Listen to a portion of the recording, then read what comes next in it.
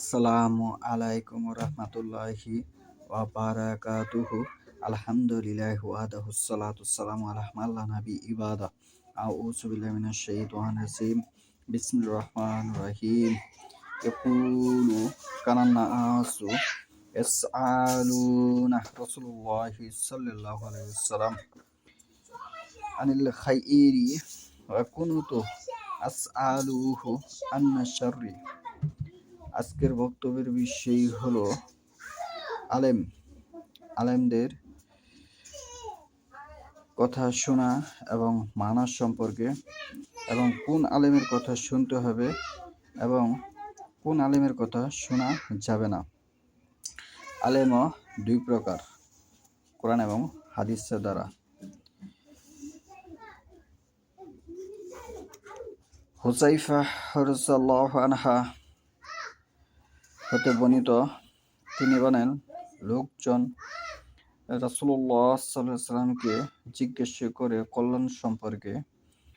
আমি আল্লাহ রাসূল সাল্লাল্লাহু আলাইহি ওয়াসাল্লামকে প্রশ্ন করতাম অকল্যাণ সম্পর্কে, এই ভয়ে যে অকল্যাণ যাতে আমাকে স্পর্শ না করতে পারে, এই ভয়ে যে অকল্যাণ যেন আমাকে স্পর্শ না করতে পারে। আল্লাহ রাসূল সাল্লাল্লাহু আলাইহি ওয়াসাল্লামকে হুযায়ফা প্রশ্ন করতেছে যে, হে আল্লাহ রাসূল, কুলতু, আমি প্রশ্ন করতেছি, ফাহাল বাদা সালিকাল খাইরি মিন শাররা। হুযায়ফা আল্লাহ রাসূলকে প্রশ্ন করতেছে, হে আল্লাহ রাসূল, আমরা জাহিলিয়াতের যুগে আপনাকে পেয়েছি, আমরা পথভ্রষ্টর মাঝে আপনাকে পেয়েছি, কল্যাণের পথ পেয়েছি আপনার মাধ্যমে। এরপরে কি অকল্যাণ আসবে? কালা না আম, হ্যাঁ, দুআতুন। এরপরেও কল্যাণ আসবে। দুআতুন, তারা ডাকবে। ইলা আবওয়া আবি, জাহান্নামের দিকে, জাহান্নামের দিকে ডাকবে। মান আসাবাহুম ইলাইকা, তাদের দিকে ডাকবে, জাহান্নামের দিকে তারা মানুষকে ডাকবে। খাসাফুহু ফিহা কুলতু রাসূলুল্লাহি সাল্লাল্লাহু আলাইহি ওয়াসাল্লাম। এমন একদল মানুষ বের হবে যারা মানুষকে জাহান্নামের দিকে ডাকবে, তারা আমাদেরই মতো আরবি ভাষার লোক হবে। আমার সুন্নতকে পরিত্যাগ করে তাদের মন গড়া সুন্নত অনুযায়ী চলাফেরা করবে, এবং আমাদের মুসলিমদের দলের ইমাম আওতাধীন হবে, কিন্তু আমাদের দলভুক্ত হবে না। এখানে যে কথাটা স্পষ্ট হয়ে এসেছে যে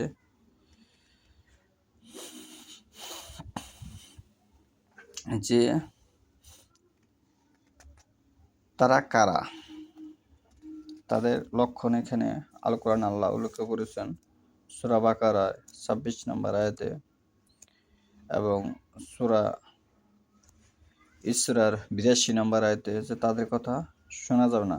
তারা এই কোরআন হাদিস পড়লেও এই কোরআন দ্বারা তারা উপকৃত হবে না, এবং তাদের সালাত শব্দের অর্থ হচ্ছে কিন্তু দোয়া, তাদের দোয়া আল্লাহ দরবারে কবুল হবে না।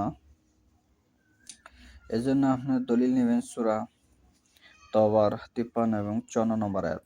তাদের কোনো কিছুই আল্লাহর দরবারে কবুল হবে না। তারা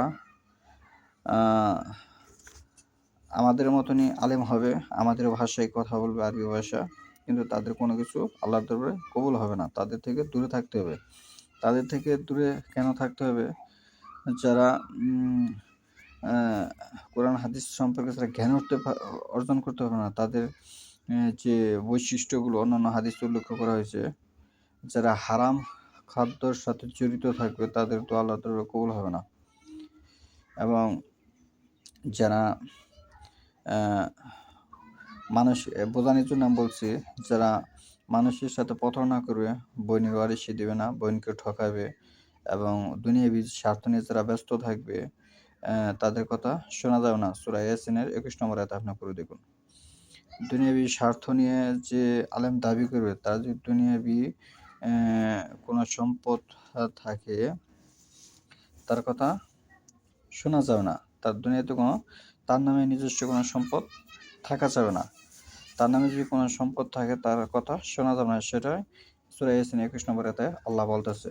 এবং বুখারী শরীফে, সহিহুল বুখারী শরীফের ৩ নম্বর খণ্ডে আপনার হাদিস হচ্ছে ৩৬০৬, হাদিস নম্বর হচ্ছে ৩৬০৬। সহিহুল বুখারীর ৩ নম্বর খণ্ডে হাদিস নম্বর হচ্ছে ৩৬০৬ নম্বর হাদিস।